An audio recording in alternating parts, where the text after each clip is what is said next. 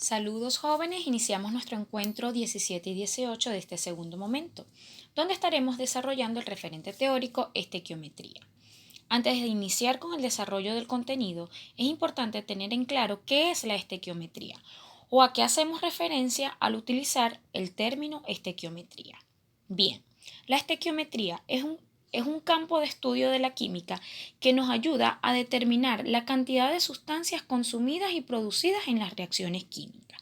En otras palabras, y para colocarlo en un ejemplo más cotidiano, si yo deseo preparar una receta, yo necesito o requiero conocer la cantidad exacta de cada uno de los ingredientes necesarios para poder elaborarla.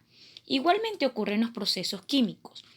Es necesario conocer la cantidad de sustancias necesarias para poder producir dicha reacción o producto. Durante este mes estaremos estudiando tanto la estequiometría de las sustancias como la estequiometría de las reacciones. Sin embargo, vamos a iniciar dando un breve repaso sobre la estequiometría de las sustancias, para así poder comprender el porqué de las relaciones deben ser justamente medidas. Los objetos y los seres vivos que nos rodean constituyen nuestro medio ambiente. El medio ambiente y hasta nosotros mismos estamos formados por la materia. Recordemos que la materia se define como todo aquello que tiene masa y volumen. En otras palabras, esto quiere decir que ocupa un espacio determinado. Es precisamente la masa la propiedad que nos permite a nosotros poder determinar la cantidad de materia que posee un material. Los materiales en el medio ambiente están constituidos por átomos y moléculas que no podemos observar, contar ni medir de forma individual. Sin embargo, veamos este ejemplo. Si yo tomo una esfera de oro o de cualquier otro material, plata, cobre, lo que sea, no puedo decir a simple vista cuántos átomos de ese elemento están presentes en él. Ahora bien, para la química esto no ha sido un problema, ya que se han creado unidades de medida que nos facilitan su comprensión.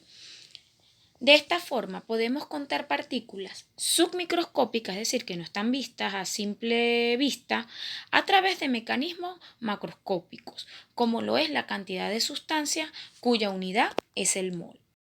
La cantidad de sustancia permite determinar la cantidad de partículas que se encuentran presentes en un espacio determinado. ¿Pero qué es un mol?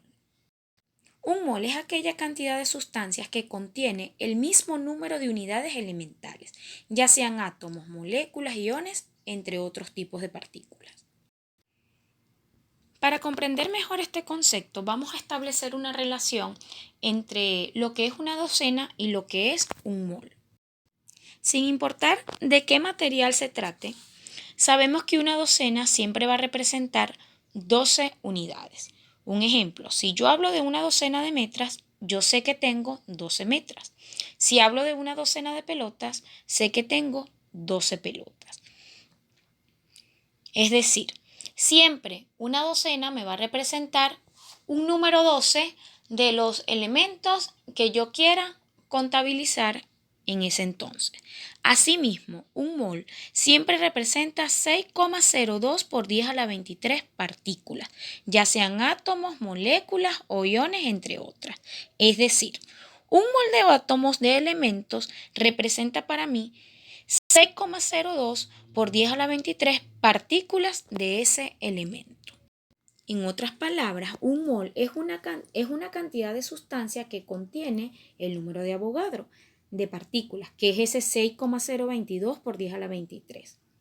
El número de Avogadro se llama así en honor a un físico químico italiano llamado Amadeo Avogadro y se representa con la letra L o Na.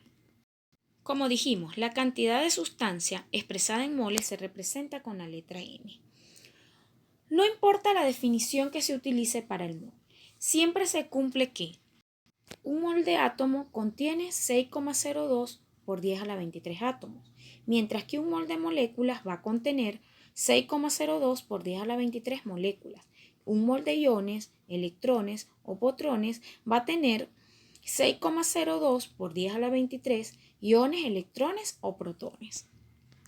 Es decir, cuando utilizo el término mol, no importa a qué tipo de partículas me refiero, si son átomos, moléculas, iones, electrones, protones, siempre en un mol van a haber 6,02 por 10 a la 23 de esas partículas. En otras palabras, la estequiometría me permite a mí contar partículas y por eso vuelvo al ejemplo de las docenas. Ya sé que si me hablan de una docena de un determinado material o indistintamente lo que sean, siempre voy a tener 12 unidades elementales. Ejemplo, si me dicen una docena de pollitos, ya yo sé que tengo 12 pollitos.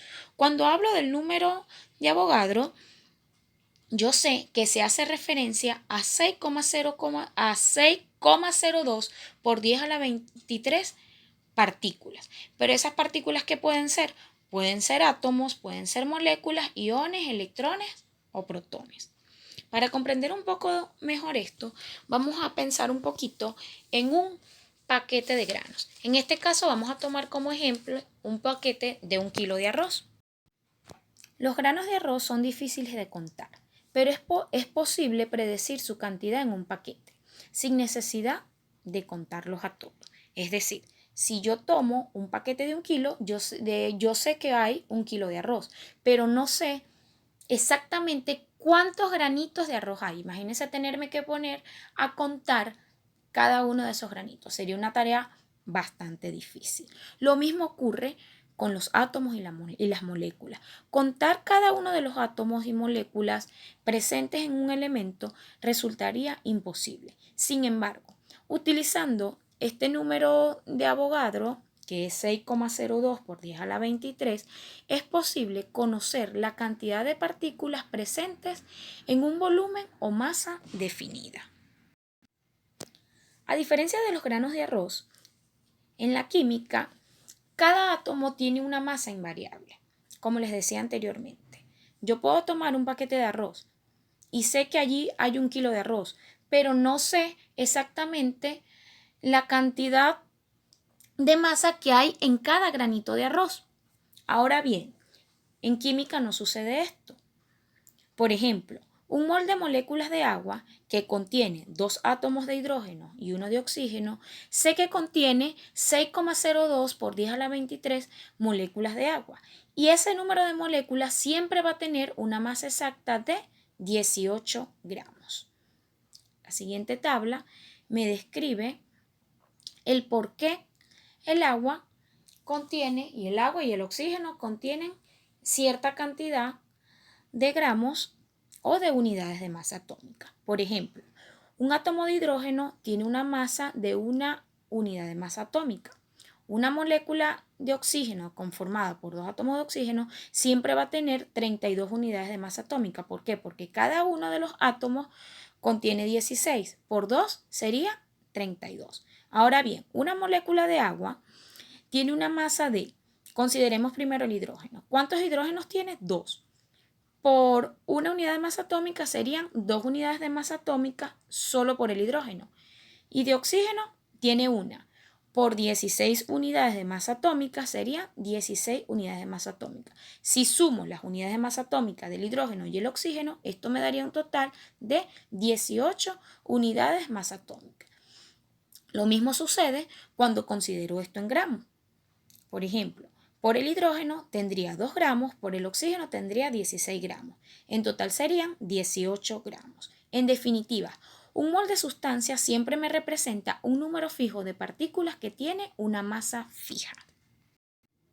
Pero de seguro seguimos preguntándonos quién tiene más masa. Bueno, volvamos a las docenas. Fíjense, si nosotros tenemos una docena de balones de básquet o de fútbol, como ustedes lo quieran ver, y las comparamos con una docena de peloticas de tenis o de metras, vamos a observar que las de básquet, en este caso, van a tener más masa que las de tenis. Lo mismo sucede con los elementos o compuestos. Fíjense acá, tengo 1, 2, 3, 4 sustancias diferentes. Tengo azufre, tengo hierro, tengo cloruro de sodio, tengo esta sal y tengo el azúcar común. Si yo considero acá, por ejemplo, el azufre, aquí puedo observar que en esta cantidad de materia yo tengo un mol de azufre y ella tiene una masa de 32,064 gramos.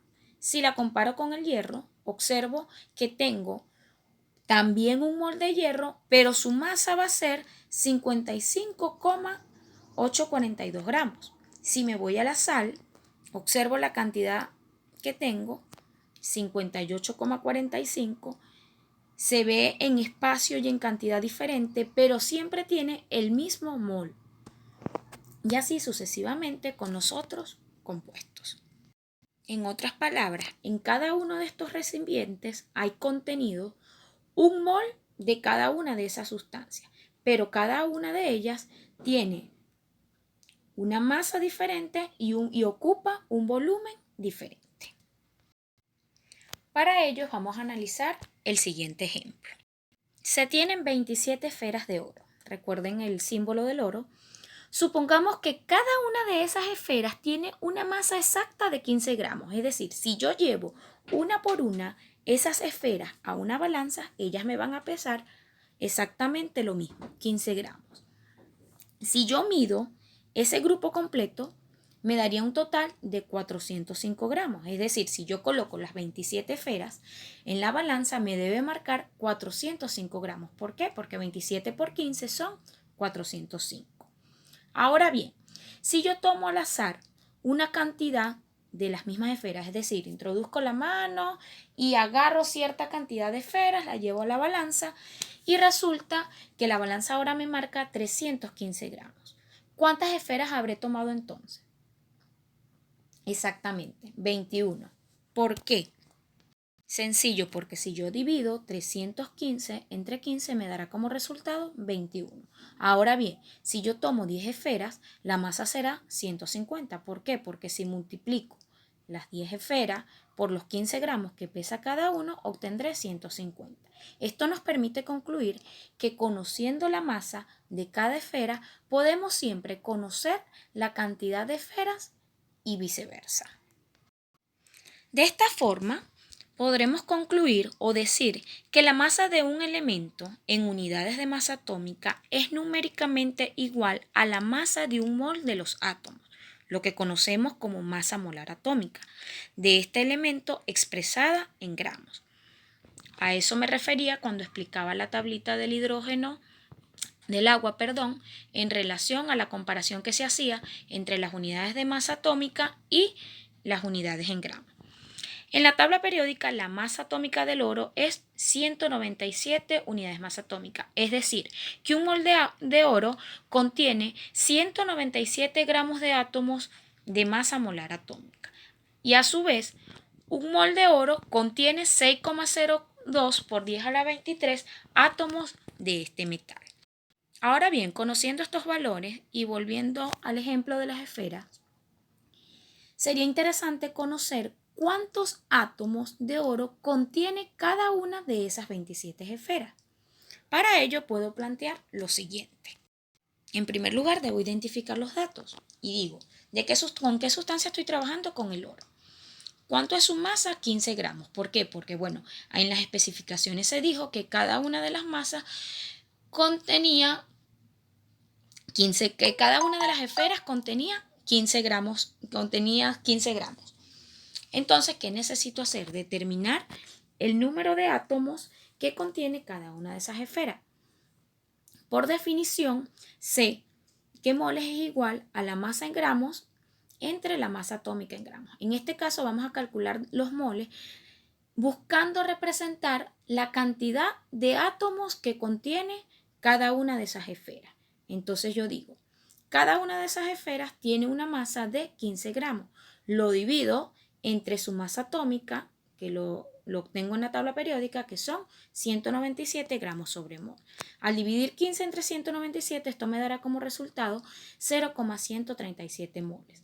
Pero como yo sé que cada mol de átomos contiene 6,02 por 10 a la 23 partículas, Simplemente lo que hago es que multiplico el 0,137 por 0,2 por 10 a la 23. Esto me dará como resultado 4,58 por 10 a la 22 átomos. Es decir, en cada una de esas esferas hay presente 4,58 por 10 a la 22 átomos del elemento, lo cual representa un número bastante alto. Es algo así como si analizáramos las células que tenemos en nuestro cuerpo. Nosotros sabemos que tenemos muchas células, pero no sabemos cuántas células en exactitud tenemos. Igualmente sucede en el caso de estas esferas. Sabemos que ellas contienen visualmente sabemos que tienen muchos átomos, pero el número de Avogadro nos permite determinar cuántos átomos hay presentes en cada una de esas esferas. En conclusión, la estequiometría representa un campo muy importante para la química, ya que nos permite examinar la cantidad de sustancias que se consumen y se producen en las reacciones. Si tienen alguna pregunta, por favor, no duden dejarlas en el material de dudas y no se olviden de contestar su pregunta de participación. Muchas gracias.